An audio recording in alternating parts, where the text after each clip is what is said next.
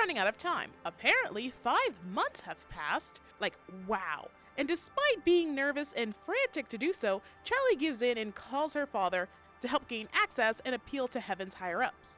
Daddy issues. Ah yes, thanks once again for stating the obvious, Husk. Charlie's daddy issues. But the way Charlie is freaking out, you'd think her dad was some kind of monster that never believed in her dreams. Since, as she said, they rarely talk, and when they do, Lucifer just has her running errands for him. They aren't very close since the divorce. Nifty's hope to meet the ultimate bad boy will be crushed because, oh joy, another wacky high-energy twink.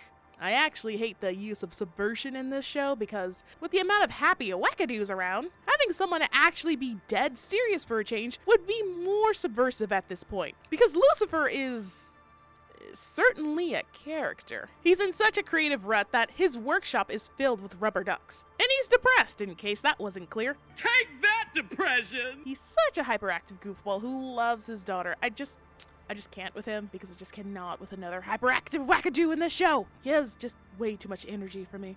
Now, are we sure that Charlie has daddy issues? Because at the drop of a hat, Lucifer was more than happy to visit her and help in what he can. Those aren't daddy issues, more so communication issues, which between both shows are filled to the brim with enough already.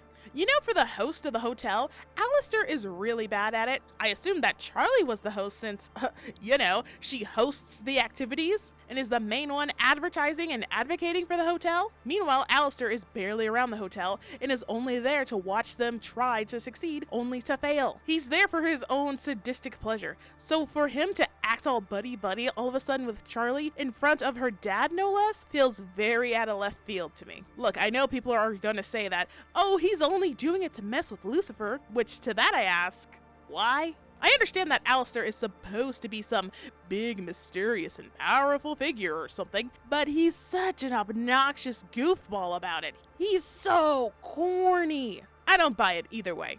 What's there to gain from pissing off the ruler of hell, aside from your flat ass served on a platter? Charlie introduces the rest of the gang to her dad, a chandelier nearly falls on them, and Lucy is like, okay, well, I'ma sing now. Ah, this was the worst transition into a musical number yet. Just absolutely no build-up, just so random and sudden, like actually forced. It's just Lucifer and Alistair having an absentee father pissing contest, though I can see where Charlie gets her theatrics from, but damn, even she has better timing.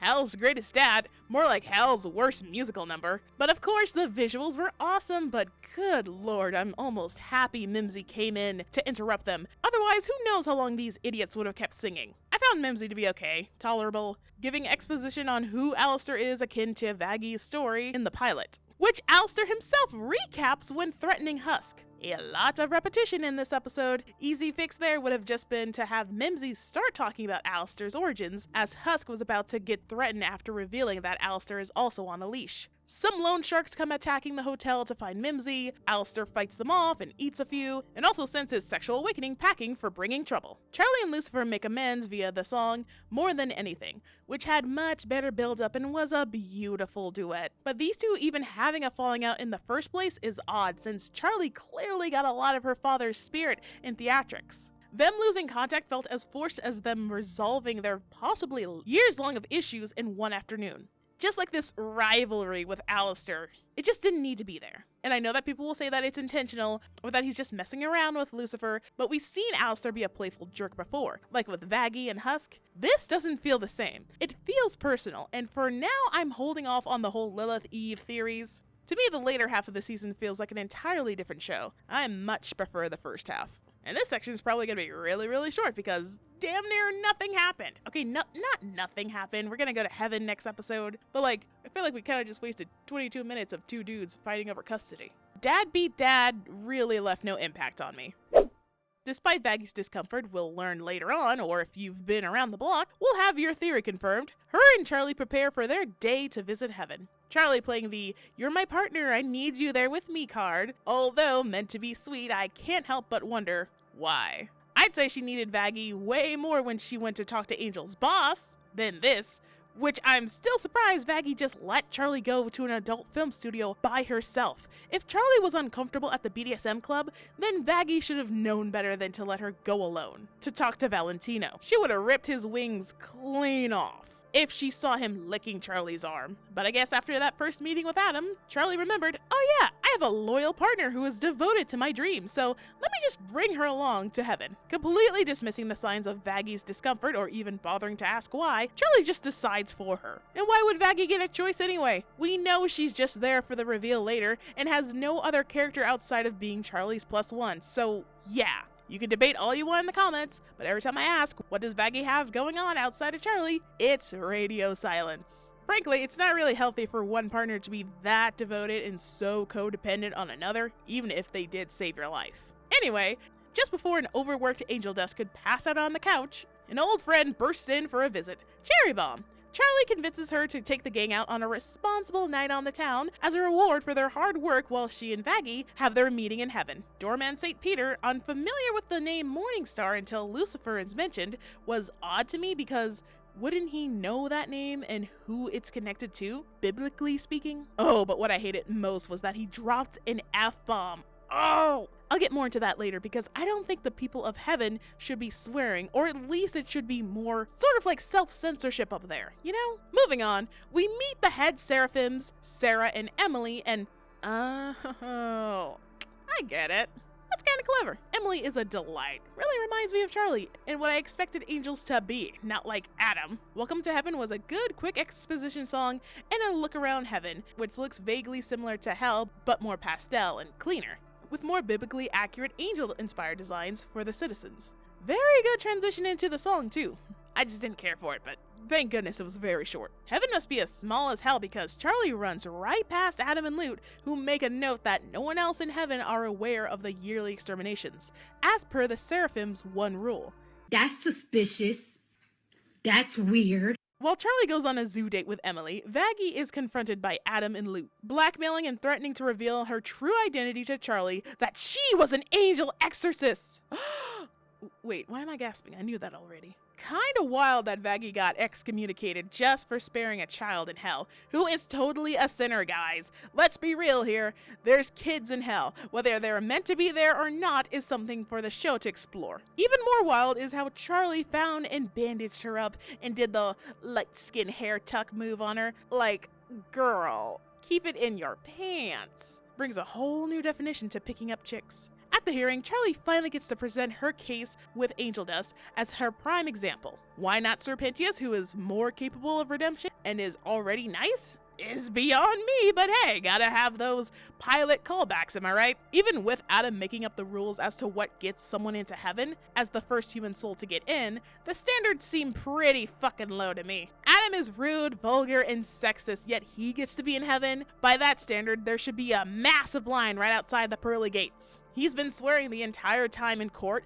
Vaggie swears too, but as soon as Charlie says fuck, it's, oh my stars, clutching my pearls. Oh! Prime example of what excessive swearing does to a motherfucker. That scene was meant to read as impactful and comical that Charlie was swearing, with the serpents being taken aback, but it loses the impact when everyone was already swearing. You could argue that they didn't expect Charlie specifically to drop an F-bomb, but my point still stands. I'm just numb to all the swears at this point, I swear myself.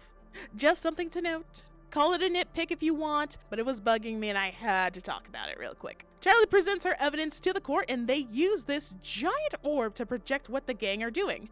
Ah, cool. I wonder if this is how Vox will use angelic security cameras. An excellent intertwining of the B plot with the A plot though. Nice. As we see Angel tempted by Cherry to throw all of his off-screen progress aside just for one night of fun. Now, from my understanding, Cherry is also an addict who doesn't believe in this redemption crap and just wants her friend to reward himself with a night of relaxation, even if it means tearing him back down. Cherry is well-intentioned here, but is a bad influence on Angel's off-screen progress of healing, which is real for a lot of people working to better themselves but have friends with self-destructive tendencies. But the other decisions he makes that night, looking out for Nifty, making sure she doesn't steal anything, and standing up to Valentino helped prove Charlie's point that sinners are capable of redemption. Although Angel and everyone else did absolutely nothing when Serpentius got dragged into the room against his consent, You know, for a show that wants to take essays seriously, it sure does like to pick and choose when they want to use it as a joke with the punching bag character. I found it to be very distasteful. What is this, mid-season Family Guy? The court starts to question why Angel isn't with them if he did everything on Adam's bogus list, revealing that they don't know for certain what gets a soul into heaven. Now, it's one thing that Charlie doesn't know, but it's another one Heaven themselves don't know. We get the next song and a bunch of reveals on top of it. It was actually a lot to comprehend at once for me. Sarah makes it out to be more than just simply protecting souls and for some undisclosed reasoning for her decision, as if there was some greater purpose as to why she allowed Adam to exterminate the souls aside from keeping Heaven safe. Adam and Lute reveal Vaggie's true identity, the court dismisses the case and sends them back to hell. Now that Emily is aware of the truth, she's completely against the extermination of innocent souls, demon or otherwise. I mean, if she knew half the things that they get down to down there, I think she just might ease up her tone a little bit. Sarah urges her to not question or fight against it to save her from falling like Lucifer. Now, from where I'm standing, I don't think Sarah is evil, nor does she take pleasure in the killing of souls. She's just doing what she believes is right in order to protect the souls in heaven from hell uprising and threatening their way of life. How exactly that would happen, I don't fucking know. The show doesn't explain it either. But regardless, if redemption was actually possible for sinners, then I'm sure she would have canceled the extermination altogether, because it hurts her to even have made that decision in the first place. Sarah was protecting her people and Emily from that burden. The guilt that weighs on her must be immense. Sarah is similar to Charlie in that case, wanting the best for their people, but due to their circumstances outside of their power, having to make the hard decisions to keep them safe. But where they differ is actually using their authority to actualize their plans. For Charlie, she's trying to recruit sinners to the hotel, but no one in hell respects her title of princess, nor do they acknowledge her ideas, so they just brush her off. As opposed to Sarah, whom I'm sure is the most powerful being in heaven, only next to Lilith, and her people actually respect her command and authority. Even Adam and Lute respect her. Some quick things to touch on for this episode. Right off the jump, I don't like that angels also curse. Heaven should have forced censorship, or they use childlike swears, because otherwise, aside from its color scheme and being cleaner, heaven doesn't seem any different from hell, which you could argue is the point, but heaven doesn't differentiate itself enough from hell in my opinion. That rule of 3 joke with Serpentius was very distasteful, when 2 episodes ago we were focused on angels' sexual abuse. Plus, with the following scene of him standing up to Valentino. Like, guys, read the room. The courtroom scene felt overwhelmed with reveal on top of reveal. The angels not knowing exactly what it takes to get into heaven, the extermination being brought to light by Emily and the other angels, and Charlie learning the truth of Vaggie being an angel. All of these are ground-hitting reveals, but coming all at once makes the subject shift focus too quickly. This episode suffered the worst when it came to the pacing issue and cramming in the most details, but at least structure-wise, the episode was pretty solid. It's like having an unstable house on top of a solid foundation. But hey, Alistair wasn't in this episode either, which makes me think that the less he's on screen and hogging the attention, the more focused the show can be, which makes the last 2 episodes all the more insufferable to me. Back at the hotel, Charlie is moping around in bed, and Alistair takes this as an opportunity to make a deal to help her against Adam's army in exchange for a future favor of his choosing. They're gonna also need Carmilla Carmine's help since she's the only one who knows how to kill an angel. To Vaggie's surprise and my frustration, you didn't know that angels could be harmed? Says the angel who lost her eye and wings to another angel's weapon? Nah, no excuse in the books could cover this one. That's just straight up dumb and a plot hole. I mean, maybe, yeah, but I've seen other people argue that Vaggie attributed her injury to a higher ranking angel, since Lute probably outranked her. Even if that was true, her eye was gouged out by an angelic sword. So presumably if she's never been hurt in hell, then, you know, if 1 + 1 = 2, come on. Fair point. But I will say, this is the most friction Charlie and Vaggie has had in their relationship. Ah, yes, more couple conflict builds character. Vaggie goes to seek Carmilla's help and explain to the others the plan to prepare for battle against the exorcists. She gives them the option to leave if they like, since, you know, you guys were just here to help and be redeemed, and that's not falling through right now, so your choice is there, which is great. Always good to know if they had a choice. They ended up staying in the end anyway. Would have been really cute to have a quick C-plot of them deciding, man, should we stay? This whole thing has been trouble. Yeah, but Charlie has done this for us and other off-screen activities we've had and the good times and she really cares and yeah. And they decide, guys, we're gonna need some lumber and a lot of hammers. Oh, that would have been so cool. that would have been so nice. That would have been so emotionally impactful to see how much they each cherish Charlie and Maggie. But hey, that's just me. Alistair takes Charlie to Cannibal Town to meet with Rosie, and it's the second to last episode of the season. Well, at least Rosie acknowledges Charlie's title, asking for Rosie's citizens to help aid in the battle next month, and in exchange, they'll get to eat the angels. Sounds like a great deal to her. All that is left to do is to get all of Cannibal Town on board. So while Charlie gets reminded of her character traits, Vaggie gets a hard lesson in angel combat. Which, again, as an angel, you'd think she would know their weaknesses. Carmilla would rather not go to war and save her people the trouble, since every time Charlie tries to help, it just gets worse. When Carmilla attacks Vaggie, I thought she was doing it to get her to leave, but oh, she's actually gonna help. So she is helping them. Cool. It's just nothing from her demeanor nor dialogue that would have suggested otherwise that she had a change of heart. The girls also take this time to vent out their relationship frustration and get motherly advice from Rosie and Carmilla. Vaggie's comes in the form of a song Carmilla sings and encourages her to be motivated by love, despite doing so the entire show. Vaggie isn't motivated by vengeance, it's always been for Charlie. Only Charlie, only Charlie, only Charlie. So as much as I adore Out for Love, it's painfully redundant and a missed opportunity for these two to have a proper duet together. It was a great transition into the song, but dear God, the camera movement was nauseating. How they danced around a large room was honestly enough, but the camera shaking, panning, and zooming made it harder to enjoy their movements. To me, anyway. Oh, and Vaggie gets her wings back for plot. Speaking of theatrics, because Charlie has a lot on her mind, she struggles to put on a proper show of flair to convince Cannibal Town to help her and gets booed off stage by Susan. Man, remember when everyone thought that this lady had some sort of deeper connection with Alistair, or if she was like his grandmother? Nope, just a random bitch. Charlie's talk with Rosie about Vaggie was really good and spoke on the strengths of her character. Charlie always open to second chances, and Vaggie has been nothing but loving and supportive for her. And their talk also gave Charlie the motivation to sing a song that enthralls the citizens of Cannibal Town to join their fight. Really good to see Charlie use that authority and title as Princess of Hell for a change. Hope it continues. And although Charlie and Vaggie were given guidance and were separated this episode, to reflect on their relationship, I just wish they could have properly talked and reconciled with each other at the end. Because by the end of this episode, it feels like they just came back like it was nothing, despite the years of lying to the most open-minded creature in hell. When they returned home, Husk, Angel, Sir P, and Nifty were fortifying the hotel. Now that's really sweet and speaks volumes of how much they treasure each other, the hotel, and Charlie's efforts. Would have been really nice to have a quick scene about it, but hey, everything happens off screen, I guess. This is what is called the calm before the storm type of episode.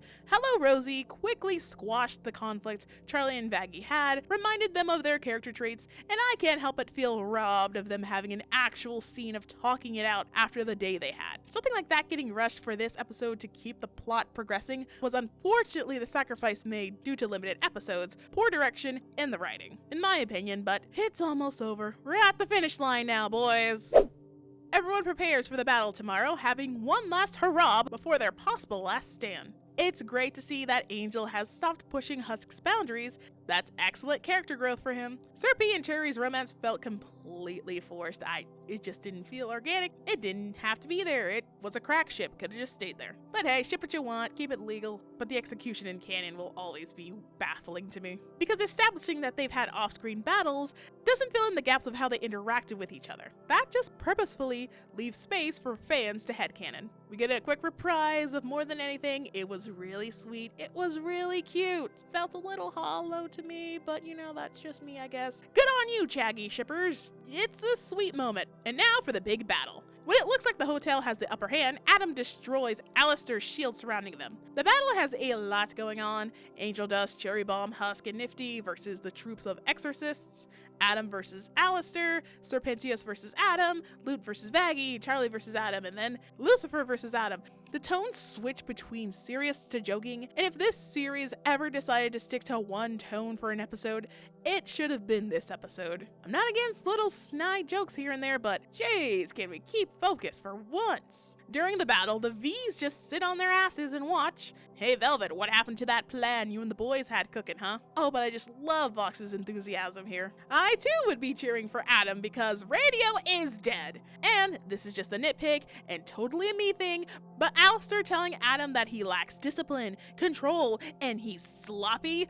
Oh, I cringed. I'm sorry Alistair fans, but oh my gosh, I cringed so much. It's such early, edgy 2010s OC beta placeholder dialogue. Oh my gosh, it was so I just didn't like that. I just didn't like that line. It was so cringe. It was so all high and mighty, even though you got your ass beat.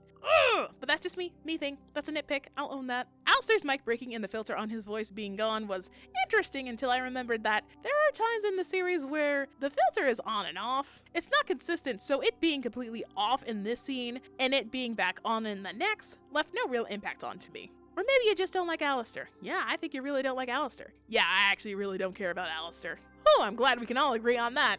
Also, some people have noticed that he also dropped his accent. Personally, I couldn't tell. A transatlantic accent just sounds like someone talking in a high, bubbly voice, like old wannabe British aristocrat, when honestly, this doesn't even sound like a realistic voice, but hey, I guess some people talk like that then and or now. I got nothing really to speak on regarding the other fights, aside from minor nitpicks that are not worth mentioning. I don't know, man, I don't have a lot to speak on this episode. It was just a bunch of spectacle. Yeah, it was so pretty though. Big ups to the animation team for this. It was awesome to look at.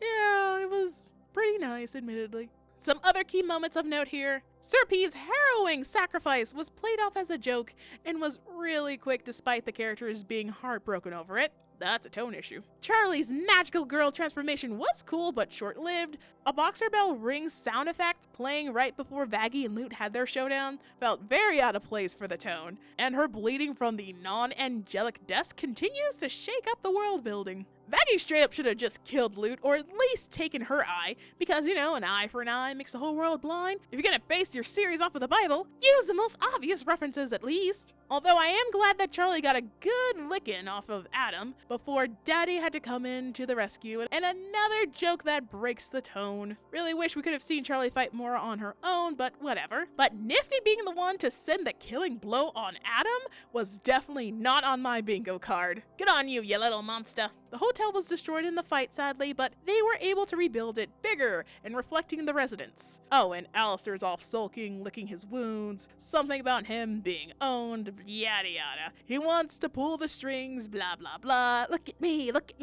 the real centerpiece of the show. Ooh. Yeah, you really don't like Alistair. I do not. I really don't. Do you just straight up hate him? I don't hate him, not in the same vein that I hate Stolas. He's just so obnoxious. He's annoying. But hey, they won, and in the end, the real champions of this episode were Nifty and Adam, comedy-wise, as well as Sir Pentius for ending up in heaven. I'd like to think because of his selfless sacrifice, maybe that's what it takes to get into heaven. A grand, selfless sacrifice for one's life to save those they love?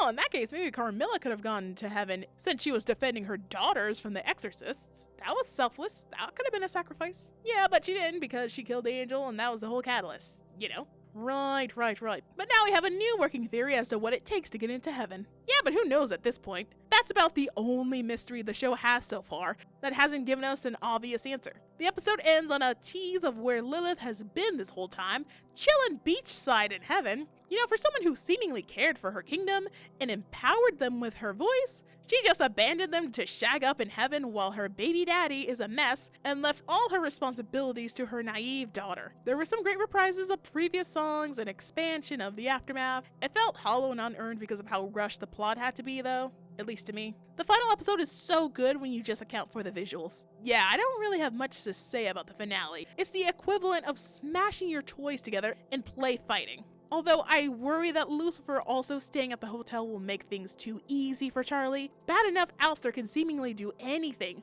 but Lucifer is like that and better. But hey, if Lucifer were to replace Alistair out of the show, and there's less of the strawberry attention whore, I for one wouldn't be mad at all. Sure, but you know with the whole thing with Lilith, that's not gonna happen. Why must you crush my dreams? I just hope Emily can contact Charlie about how Sir Pentius got into heaven. Me too, Heart, but at this point, why even bother with redemption? After everything that was said and done, I found the show so far to be painfully I mean, it's not the worst thing to come out in January, but also not the best I've seen either. It's comfortably mid, you know? And that's not an insult. There's aspects that I enjoyed and others that needed some rework. It wasn't entirely boring, which is the bare minimum one could ask from any piece of media, but the amount of info dumping that happens in every other scene, on top of it being repetitive, can be a lot to take in for the first viewing. It gets irritating and it feels like at times they're talking down to their own audience. At least for me. Like, this is supposed to be a quote-unquote mature adult show, so why don't we just talk straight line like adults, if you want to have no subtlety? Which is why this review took so long, on top of the fact that I was sick at the start of it, and other personal things came up, so yeah, I had a lot of balls in the air, but I promised myself I was going to get this done. Plus, the thumbnail came out amazing, so it had to get done. On top of all that, I had to pace out watching the episodes to fully comprehend what I saw, to summarize it and analyze what the heck I was even watching, and if I happened to enjoy it or not. At least a third of the show's dialogue is repeating information and explaining the same stuff in no new way to new characters that we keep getting introduced to.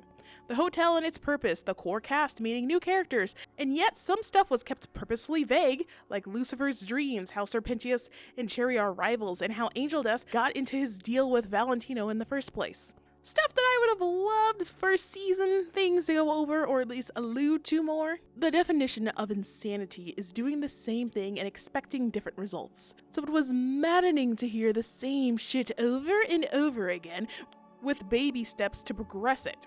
Now, the first half of the season, I very much enjoyed and much prefer because it was mainly them doing the hotel exercises and trying to redeem Angel and Sir P. The second half was kind of a slog to get through with how dense shit was getting with much higher stakes in such a limited time. But it's at this point I question, where do they go from here? Because from what I've been hearing, Season 2's antagonists will be the V's, which, in my opinion, should have been used for Season 1. Because stakes-wise, it feels kind of like a downgrade to have gone from the first man and leader of the Exorcist Angel Army, Adam, to overlords that 2/3 of them have prior personal investments in residents of the hotel. Perhaps starting with the emotional stakes that set the foundation of what gives the general offline audience a reason to deeply care and root for these a-holes in hell should have been there from the start instead of blowing their proverbial load from the get-go. Because when you really think about it, Hazbin Hotel seems to cater more towards its longtime fans that are aware of all the outside lore, the live streams, all the Patreon stuff, that you could argue may or may not even be canon at this point. It's not too general audience friendly unless you just want to throw something on in the background. But even then, you might miss something because of how chunky and clunky the writing can be and the inconsistencies of the world building. But hey, it did manage to click with some general audiences, and that's awesome. Unfortunately, the fandom, and specifically certain stans, want to be the actually guys of the group and just overcorrect everything people have to say just because they don't have the 10 plus years of Vivziepop cyclopedia in their head. What's the point of trying to get new people into this space and have them enjoy it if y'all are just gonna be actually all the time about shit that does not fucking matter? That's what pisses me off. Now with the show, rather than following the events we had, they could have changed the order of events in season 1. Say that Charlie had a meeting with Emily on the behalf of Heaven instead of Adam would have been better because she behaves how one would assume an angel of heaven and a seraphim no less would. They could have even projected a hologram version of her like they did for Adam, since I can't imagine Sarah would allow her to go down there in the first place. Charlie can pitch her idea to Emily, who can send it to Sarah, and they go from there, thinking that they have a chance, but give her 6 months to see results. We can still have that ticking time clock in the background. Just focus more on the hotel and the residents that are already here, because I get it. Charlie wants to save as many people as she can, but she should have been focusing on proving that she can at least save one to start with. I find it very ironic that she barely has anyone in the hotel, and yet the show is crawling with a new character introduction damn near every episode. Angel Dust could still have his episode, but introduce Cherry Bomb trying to save him instead of Charlie. Maybe hold off Serpentius until next season And we could have had him be the spy for the V's then and join the hotel near the end. I mean, to be honest, we could brainstorm all day for rewrites. Many others have, and I love the ideas. But we got what we got, and season 2 is probably just around the corner. It may answer some things, it might leave more people in the stray in the dark. Who's to say until this series has completely come to an end? Right now it's still in the progress, and best we should do is keep an open mind of where it goes. I'll be open-minded, but so will my mouth. That's what she said. Yes, obviously, I'm talking. Now, in terms of the characters, I thought Charlie was fine. Her naivete and cuteness was teetering the fine line of annoying to cute so many times for me. Vaggie was also okay. Wish she had more of a character outside of her relationship with Charlie, and to have interacted more with Husk and Nifty outside of setting up for a commercial. Everyone always mentions how, Vaggie has great rapport with everyone else in the hotel. We saw it once, and it was just her directing them. That's not how you interact with people on a daily basis. They have the same interaction that a boss and an employee would. Because other than Husk and Nifty, everyone else just seems to piss her off, outside of Charlie, of course. She gets really pissy with Alistair and Angel Dust, for good reason. Her profile shots constantly facing her left side was actually irritating to me. I don't know why there was so much attention put onto the floating large red X above her hair, plus it blocks the side of her face that we can actually see her emote clearly with. I found that to be very poor staging, and now that we know the truth, hopefully we get to see more of her other side. I'm hoping for an Angel Dust origin story soon. I still love Angel Dust. There are some things I wish they could have handled better, but I'm just hoping we get his actual origin soon. But I'll tell you what, I did not expect to love Nifty as much as I did. But I find her to be far more interesting, funny, and shrouded in mystery than some people are. Everyone else was just fine. Honestly, the only character I had contentment with was for Alistair. I didn't care much for Alistair because, at least in the pilot, he interacted with everyone in some way, more so during his musical number. I had hoped for more of this in the actual show itself, but he just fucks off and does his own thing. He's not intimidating. He's all show, and when time comes to prove his actual power, it's mainly against lesser sinners. You know what we call a big guy picking on the little guys? A bully. He held his own quite well against Adam, but nearly died, which makes sense power scaling wise, and if Lucifer was powerful enough to beat Adam, then that means Alistair doesn't stand a chance against Lucifer. Alistair is meant to be this mysterious deal maker, mischievous, and it clearly has a lot more going on than he's showcasing. But he's such a fucking goober about it, and anytime Rosie or Mimsy goes on about, how great he is, how powerful he is, how threatening everyone is fearing of him, it's just, I'm sorry, I just find it a little hard to understand what they're saying with his cock in their mouths. I'm sorry, but Alistair being this obvious author's favorite that even his friends gas him up and has the most focus in the marketing, more than Charlie, the main freaking character of this female-led show, is so obnoxious in my opinion. Seeing him go demon mode all the time wore off quicker than when Charlie does it. Which is why I couldn't help but notice that episodes where Alistair is absent and not even mentioned, they somehow have tighter focus and pacing because there's no creepy McGee chewing the damn scene. Masquerade and Welcome to Heaven are genuinely some of my favorite episodes despite their flaws. Masquerade for the potential it had and could have dove deeper into Angel's issues instead of setting up Husker Dust. Welcome to Heaven had the best use of their A and B plots intertwining despite there being too many reveals at the end. They get to be episodes focusing on more interesting characters, in my opinion, because Alistair isn't fucking there! Hell, I even liked Radio Killed the Video Star in the duet with Vox, because I root for underdogs, even though he really shouldn't be because, again, he almost beat Alistair last time, and visual media is objectively superior to radio. Maybe that's just my bias showing, that is your bias showing. Yeah, I think that's your bias showing. That's so your bias showing, hon. But I just can't get behind the Alistair hype. He actively drags down the episodes he's in. Ugh. And for Alistair fans, you can still like him. I'm not saying you can't.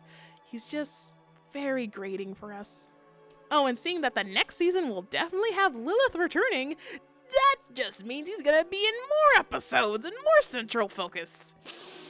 Oh, joy! And though I do agree that the team would have greatly benefited from more episodes, but they shouldn't have put all their eggs in one basket either. The Hulu original, Solar Opposites for example, has an episodic sitcom setup with A plots usually following Corvo and Terry, the adult aliens dealing with the neighborhood shenanigans, and the B plot following the replicants, Jesse and Yumulak, basically their kids, having school misadventures. Meanwhile, the Pupa, this very important alien that they have to take care of to take over the planet, is off doing Lord knows what to get some candy or something, all while the C plot of The Wall was playing in the background, and even had a whole episode dedicated to it. Because there's people in the wall, Yumulak keeps shrinking people, and they've made a whole society in the wall of their bedroom. It's amazing. That show started out with just 8 episodes. And again, 1 episode fully dedicated to the Wall C plot. Still had fine pacing, still kept things interesting and focused, still entertaining. But I hear you, that's episodic. Hazbin Hotel was going for more serialized. Okay, how about this? Instead of a laid-back first season like that, we could still have the mystery plot with the angels if it was done similarly to the Dreamland season of Archer. I've recently just got into Archer, I've completed it. Best time watching television in a long fucking time. Brilliant. But this particular season is one of 3 vignette seasons where Archer's in a coma and he's basically having going through dreams and putting everyone in the cast in dream scenarios. And during the Dreamland season, also has 8 episodes, has a mainline revolving mystery. We get new characters introduced, but serve a purpose to the main cast or play a relevant role later on in the plot or just hanging out in the background if they're not of use. There was a large cast, but screen time was split amongst them so it didn't feel as crowded. The mystery was always going on in the back of the season's head until it all came to a twist at the end with a satisfying conclusion that I dare not spoil here for those who have yet to see it like I did at first. But oh my gosh, it was amazing. Oh my gosh. Archer talk for another time. But the point I'm trying to get at here is Solar Opposites had 8 episodes for its first and second season, rotated between 3 plots that never felt dull, in my opinion.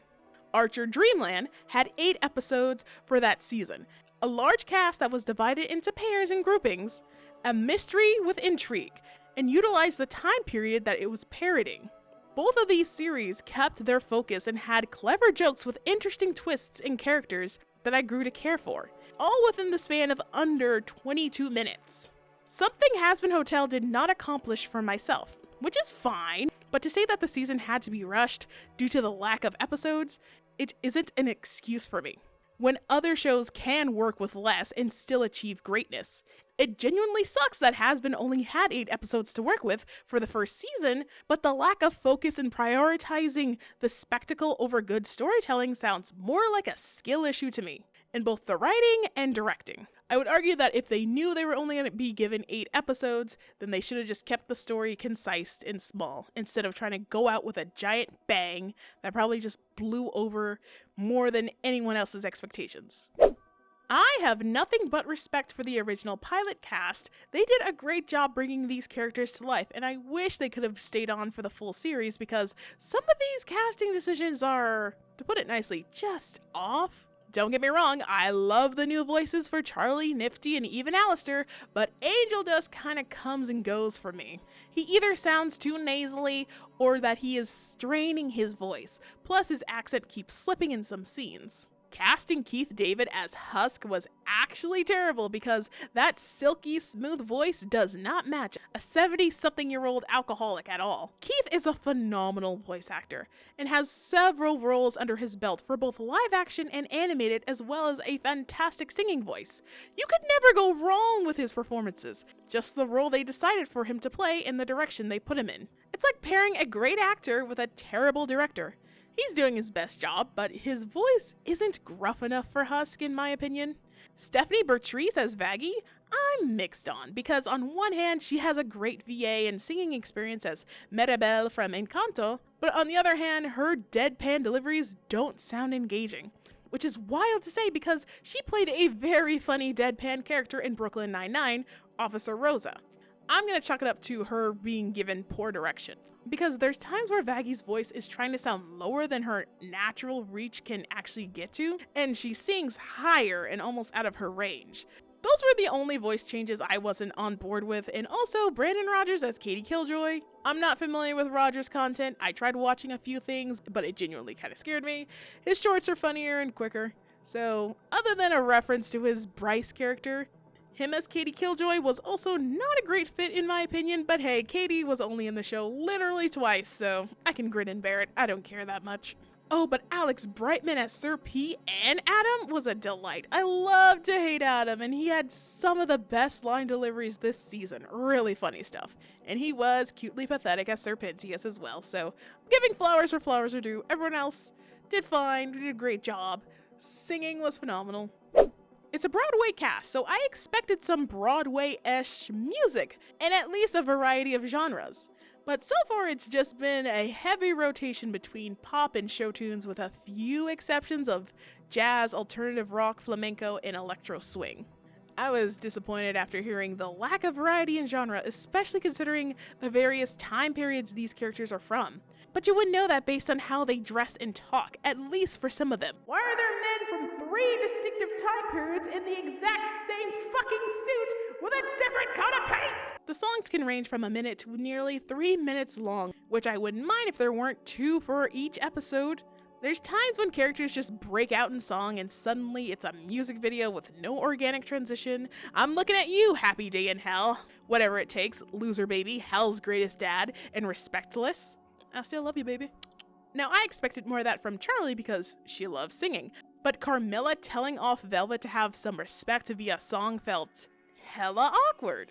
Like, if Hazbin wanted to be a real musical, like, real talk, this could have been a real musical, but the set pieces and props would have been a nightmare to produce, and it could at least follow musical logic as to why characters start singing and dancing. What justifies a character singing one idea for 3 minutes on the screen?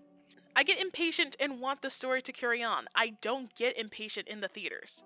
Stephanie Sodom, composer and lyricist. If a character feels so much that their words can't describe it, then they sing. If they have so much passion that they can't sit still, then they'll dance. Musical numbers can serve a multitude of purposes: exposition, drama, foreshadowing, character development, and/or metaphors. I think some of the songs in Hazbin can either be cut down or just flat out removed altogether, since they just retell information we already know. Respectless, Whatever It Takes, Out for Love, or that they're just there for pure spectacles. Hell's Greatest Dad. Meanwhile, Happy Day in Hell, Hell is Forever, Stay Gone. It starts with Sorry, Poison, More Than Anything, Welcome to Heaven, You Didn't Know, and so on, serve actual purpose that moved the story along, and didn't have a repeat of dialogue that got the message across faster. Now, myself and another YouTuber, Loves R23, have already did a deep dive on each song. I did a myriad of podcast-like discussion videos talking about chips and the songs in between of trying to get this video up, so if you're interested in my full, unfiltered-esque thoughts on each song individually, I highly recommend those. And thank you all so much for enjoying those podcasts in between. Really appreciate it. Spindle Horse, Bento Box, and Toon City worked on Hazbin Hotel, which is rare for 3 studios to do one show and would also explain some of the more unique shots, staging, and off-character models and scenes. Viv's art style is already complex, yet fun to draw, but splitting the work between 3 studios might have been a mistake in an effort to lighten the workload and rush the process. I'd rather they just give the teams the time that they needed to cook. Hell, people have been waiting for this show for well over 5 years. What's another 5 gonna do? Regardless, the artists and animators definitely worked their asses off on this one. The visuals are pure eye candy, but unfortunately so much could be going on at once that I get a sugar rush. There are some details that can go by so fast or the camera panning around so rapidly that I lose track of the scenes, such as Out for Love. Carmilla puts her hair down, but it happens so fast and no attention via the camera was brought to it that you almost miss it by a hair. Ha! It sure does make the rewatch value all the more worth it, but I would need to watch the show at half its own speed to really take in the visuals. Like the backgrounds, props, and extra character designs are all so spectacular. I just wish that the story could slow down to let us soak it all in. I'm sure that there are several Easter eggs many longtime Hazbin fans have already pointed out in screenshots already. It's bad enough that the writing rushed the story, so breezing past the art and animation feels like a visual whiplash. Hazbin Hotel is very aware of sticking with the audience that it has cultivated throughout the years, and even more so doubling down with the pre-established Hell of a Boss fans as well, which you can tell by the quote-unquote updated redesigns. Not a whole lot changed between how they looked back in the pilot versus now, especially Alistair. They really know their audience. People who either grew up on Tumblr watching Viv grow, edgy Tumblr teens that grew into somewhat edgy adults, and unfortunately, unsuspecting minors are flocking to the show as well. Now for that, I'd blame parents and guardians not monitoring what their kids are consuming. But even so, there's no stopping that one kid who watched it under the radar to show it to their unsuspecting friends and so on and so forth. I mean, sure, some of us did watch South Park, Family Guy, and tons of other adult animated shows when we weren't supposed to, and look how we turned out! Dear God, this generation is so fucked! Because this mature series is definitely more adult, by which I mean the over-reliance of swearing, violence, and rapid vulgarity takes me out of moments where it wants to slow down and be genuine when trying to tackle topics of betrayal, love, and SA. Just like Helava, which I was worried for, has great little moments in a vacuum that can stand out on their own, but once you put them in the context of the scene, it can be a tonal whiplash. Look, I'm no prude, I'm not against vulgarity in adult shows, but it's a matter of balance and using them sparingly for greater impact instead of for pure shock humor and value, which shockingly isn't funny. It comes off more like a child who just learned their first no-no word. Honestly, there's times that Hazbin just feels like a bunch of immature kids in a trench coat trying to blend in and camouflage amongst the other adult animated medias, and thinking, oh yes, this is what it takes to be adult. Just swear and curse a lot and vaguely go over hard-hitting topics without any kind of knowledge. Ugh, it's kind of painful to process. Because Hazbin loves to switch up when it wants to take something seriously or just use it as a punchline. For instance, having episode 4 focus on Angel Dust dealing with his roast of a boss, but the following 2 episodes, Sir Pentious is getting roasted as a joke. Oh, but the cherry on top of it all, in that very episode, Angel stands up to Valentino, and it was really well done, but the juxtaposition between a serious moment like that and the joke with Sir P that followed right before it felt very distasteful and less genuine, and makes me really question, not that can the writers handle these more serious, mature topics, but will they with tact and grace? Which I kind of fear moving forward. Like, if you don't want to do it, if you can't do it, then just don't. It's okay. Or get help. Get actual professionals on the team to help fact check these things. That's more responsible than just blindly winging it based on your own personal experience. Because while yes, that's great that you can put your own self into your writing, for a larger audience, only a very small minority will be able to feel seen by that, while others could either feel repelled, feel disgusted, or feel offended by it.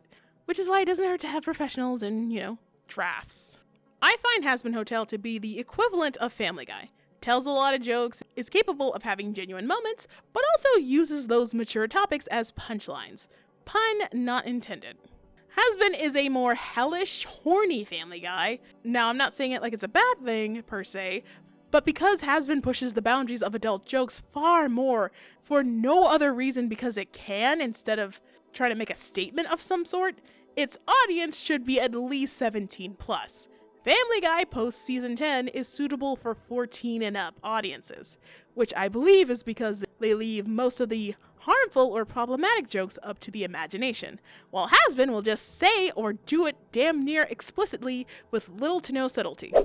It's been quite the journey, and even with the many controversies that are arguably more interesting than the show itself that follow in its wake, Vivian Madrano achieved her dream. But I ask, was it worth it? Yes and no. Yes, because of the drive and inspiration to go from a YouTube pilot to streaming on a major network, even if it is Amazon, unfortunately. But also no, because aside from the visuals and voice cast, putting in 110%, the writing is severely lacking. But just as the revival season of Clone High had kind of a dud of a first season and bounced back harder and better with an amazing season 2, I'm hoping the same can be done with Hazbin Hotel season 2. But for where we are in the story, the goal of redeeming sinners to get into heaven, which is as hypocritical as hell, doesn't seem like a journey worth taking as much as it was before. Plus, downgrading to the V's as the next season's antagonists, when Charlie had to face off against Adam, the first man and leader of Heaven's army, seems like the stakes have gotten lower, but there's still plenty of mystery to unfold. Lilith and Alistair's not so subtle 7-year departure, namely, and even more characters to meet. Joy. Hazbin Hotel has seemed to have done better than I expected number-wise, which was great. Love to see original content thrive. But the stans and even obsessive haters make online discussions about it somehow worse and frankly unbearable. Let alone how terrifying it must be for a newcomer to be bombarded with all this information by day one fans. Like, jeez. My initial fear was that people were gonna be upset that their headcanons weren't gonna be actualized in the show, and for the most part, some were disappointed while others were more than satisfied. I guess for as much as I could actually nitpick the hell out of this show, even for fun, it was plausible. And I hate to admit it, the pretty colors and songs did overcloud my judgment to some of the writing flaws. There now, you see? Hazbin Hotel may not be perfect and definitely not the worst thing we've seen during a January release, but it has something for everyone. I still don't love it. Well, I still don't hate it, but it was at least entertaining, and that's all that I had hoped for it would be. Yeah, it really was fun here and there. Yeah, I guess it was more than I expected it to be. And here's to hoping that Season 2 will be an improvement. Watch this video be out by the time Season 2 is out. I'm so late, but everyone is always talking about it anyway, so I'm always on time, baby! Thank you for your patience and watching through these podcast videos I've been doing lately with my other friends and creators. Those were really fun to record, just let rip. I'm glad you guys enjoyed it too. Here's to hoping for a less vitriol discussion of Hazbin. Here's to hoping for Season 2. But I swear to God, if they pull more of this rushed bullshit in Season 2, I will actually go off.